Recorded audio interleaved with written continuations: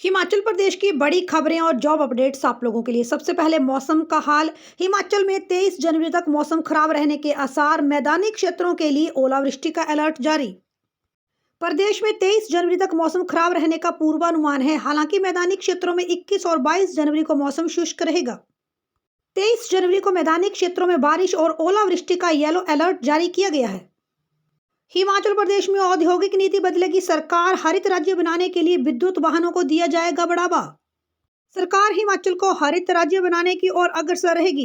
हिमाचल में अर्थव्यवस्था को मजबूत करने के लिए सरकार किसानों से बेहतर कीमत पर गाय और भैंस का दूध खरीदकर डेयरी आधारित उद्योगों को भी बढ़ावा देगी। सरकार प्रदेश में समर्पित निवेश एवं सुगमता ब्यूरो स्थापित करने के प्रस्ताव पर भी विचार कर रही है। यह ब्यूरो उद्योग, पर्यटन, आयुर्वेद, आईटी, सूचना प्रौद्योगिकी, समक्ष सेवाओं जैसे बिजली, स्वास्थ्य, शिक्षा संस्थानों जैसे विभिन्न क्षेत्रों में निवेश के लिए वन स्टॉप समाधान प्रदान करेगा। सुगमता ब्यूरो के पास 10 करोड़ से अधिक की क्षमता की परियोजनाओं को अनुमोदन देने के लिए स्वीकृति देने संबंधी शक्तियां निहित रहेंगी। सरकार ने पहला बजट बनाने के लिए विधायकों से मांगी प्राथमिकताएं। हिमाचल प्रदेश में मुख्यमंत्री सुखविंदर सिंह सुक्खू के नेतृत्व की सरकार का पहला बजट तैयार करने की प्रक्रिया शुरू हो गई है। इस बार बजट बनाने में नया प्रयोग किया जा रहा है। विधायकों से प्राथमिकताएं मंगवाने का नया प्रयोग किया गया है। इस बार उपायुक्तों को यह काम दिया गया है। प्राथमिकताएं बैठकें जो हैं वो 1 और 2 फरवरी तक होंगी और जल्द ही हिमाचल प्रदेश के नए बजट की घोषणा भी सरकार करेगी। ओपीएस देने से पहले हिमाचल सरकार लेगी 1500 करोड़ रुपए का कर्ज। प्रदेश सरकार ओपीएस की व्यवस्था के लिए 1500 करोड़ का कर्ज लेने की तैयारी में है। गुरुवार को राज्य सरकार के वित्त विभाग ने इसके लिए 2 अधिसूचनाएं जारी की हैं। एक अधिसूचना 700 करोड़ रुपए और दूसरी अधिसूचना 800 करोड़ रुपए की जारी की गई है। केंद्र सरकार से अनुमति के बाद ही हिमाचल प्रदेश सरकार ने यह कर्ज लेने का फैसला लिया है।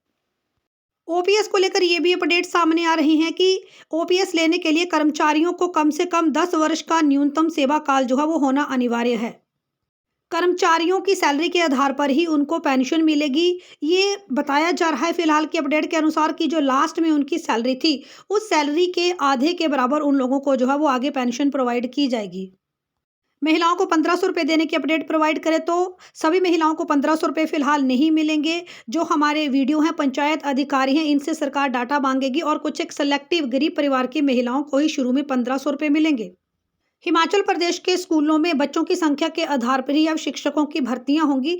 ऐसे में टीजीटी पीजीटी भर्तियों के लिए बैच वाइज या फिर कमीशन वाइज जो है वो नोटिफिकेशन भी आ सकती है। फिलहाल कर्मचारी चयन आयोग जो है ये निष्कासित है, तो ऐसे में कर्मचारी चयन आयोग की बहाली भी जल्द ही हो सकती है, क्योंकि इसके ऊपर रिपोर्ट बनकर तैयार हो चुकी है और अब मुख्यमंत्री जी ही इस बात का निर्णय लेंगे कि आगे कर्मचारी चयन आयोग को किस तरह से बहाल किया जाए, इसमें क्या नए चेंजेस किए जाएं।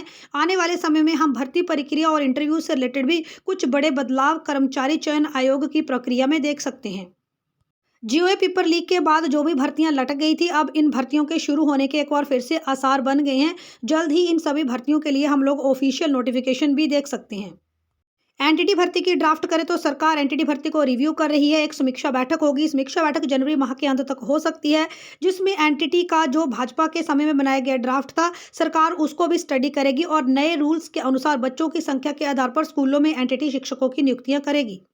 सरकार ने 1 लाख नौकरियां देने के लिए कमेटी का गठन किया है। 25 दिनों के भीतर लगभग इस कमेटी को अपनी रिपोर्ट देनी है कि क्या नई नीति होगी जिसके अनुसार ये 1 लाख जो भर्तियां हैं वो की जाएंगी। तो हिमाचल प्रदेश के बेरोजगार युवाओं के लिए अच्छी खबर है। जल्द ही हम लोग सरकारी गैर सरकारी क्षेत्र में नई भर्तियां देखेंगे। Show support, like, share, subscribe for more news, more update.